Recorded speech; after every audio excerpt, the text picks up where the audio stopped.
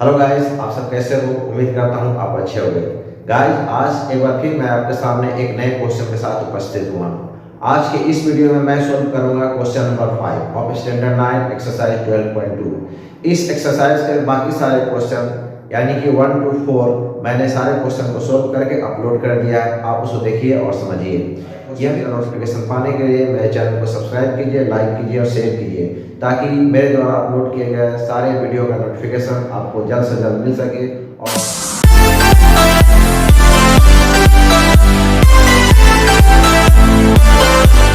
तो चलिए शुरू करते हैं।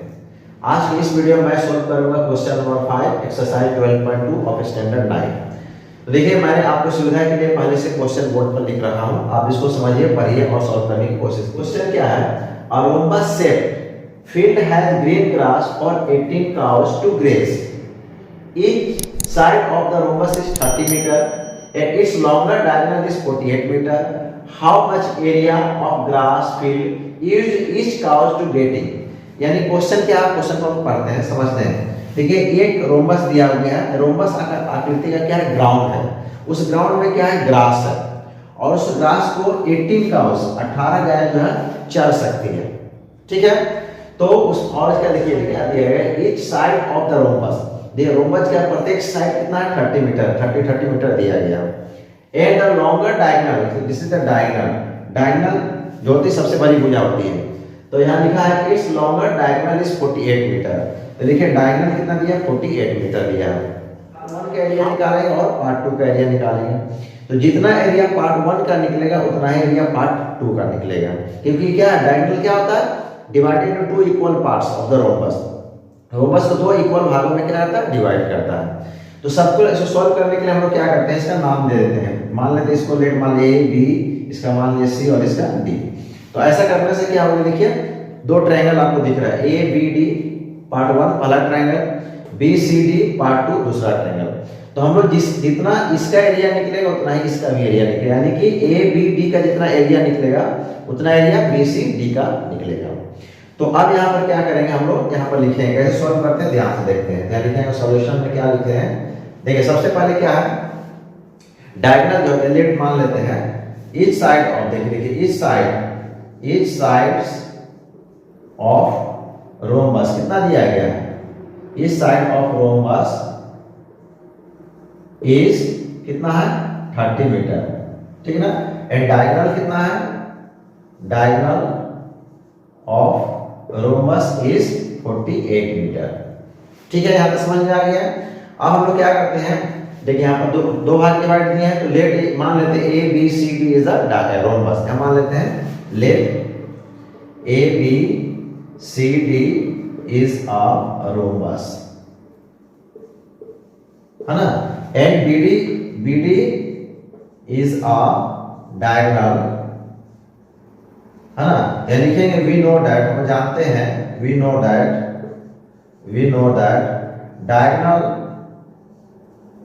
डायगोनल ऑफ रोम्बस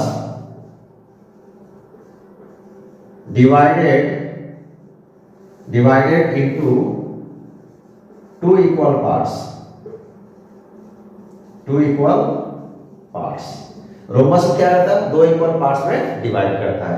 यानी कि area of A B D, so area of A B D equal to area of B C D. दोनों का एरिया क्या होगा? इक्वल होगा। जितना एरिया इसका होगा उतना एरिया इसका भी होगा। अब हम लोग क्या करेंगे? पार्ट 1 का हम लोग एरिया निकालेंगे।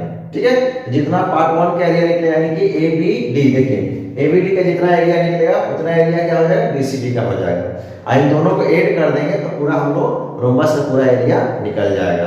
तो पूरा रोम्बस का जो एरिया निकलेगा वह टोटल ग्रास का क्षेत्रफल निकल जाएगा, क्योंकि ये फील्ड है। इसी फील्ड में क्या है? ग्रास है। और उस ग्रास को क्या करता है? 18 काउस ग्रेज करती है। तो 1 काउ कितना ग्रेज करेगी हमको निकालना है। यहाँ तो समझ में आ गया? जितना एरिया पार्ट 1 का निकलेगा उतना एरिया पार्ट 2 का होगा, क्योंकि ए बी डी जो है वह बी सी डी के इक्वल है। दोनों एरिया इक्वल है। अंडरस्टूड?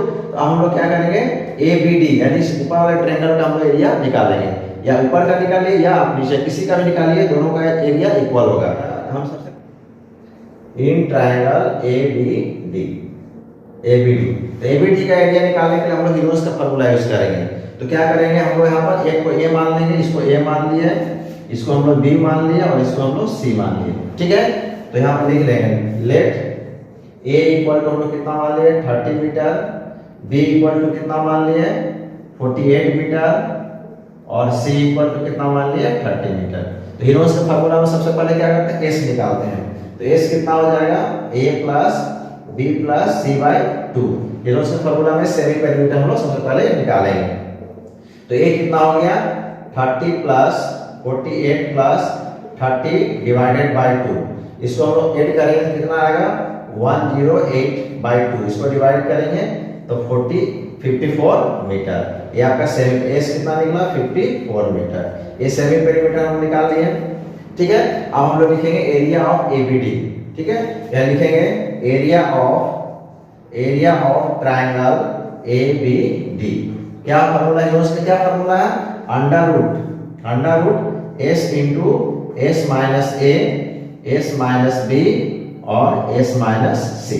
ठीक है, अब एस का वैल्यू कितना निकला 54। तो यहाँ हम लोग वैल्यू पुट कर देते हैं। तो कितना हो जाएगा 54, फिर यहाँ देखिए 54 माइनस ए का वैल्यू कितना है 30। फिर यहाँ देखिए 54 बी का वैल्यू कितना है 48।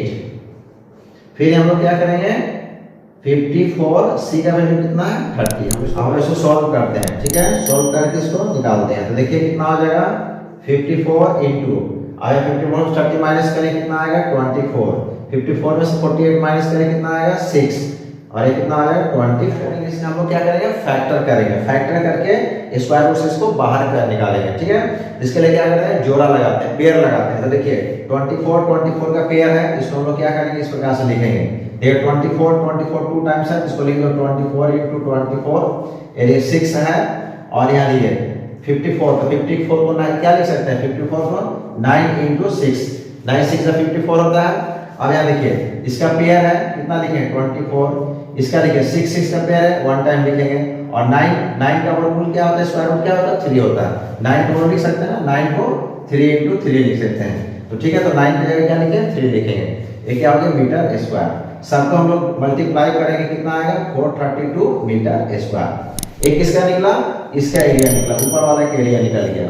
तो हमने आपको क्या बताया था ए बी डी, यानी कि देखिए area of ABD, area of यहाँ लिख देंगे एरिया ऑफ ट्रायंगल एबीडी।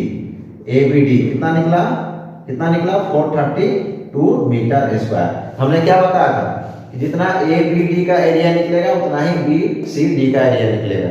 इसलिए जितना एरिया ए बी डी का कितना निकला 432, तो बी सी डी का भी कितना निकला 432।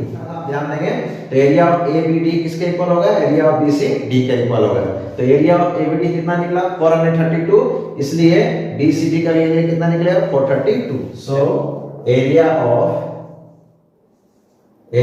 Triangle BCD equal to 432 meter square.